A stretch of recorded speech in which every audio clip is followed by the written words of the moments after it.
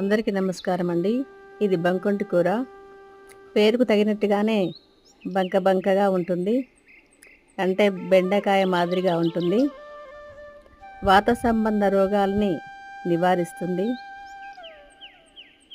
పేగులను శుభ్రపరిచి మల విసర్జన సాఫీగా సాగేలా చేస్తుంది.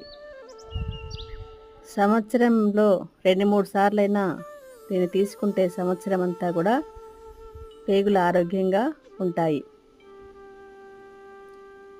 చాలా రుచిగా కూడా ఉంటుంది. ఎల్లిపాయ కారం వేసి వండి తింటే చాలా రుచిగా ఉంటుంది.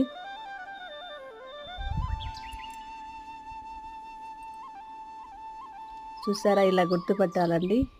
వ్యవసాయం చేసే మొదట్లో మే లాస్ట్ వీక్ నుండి జూన్ జూలైలో ఈ కూర లభిస్తుంది.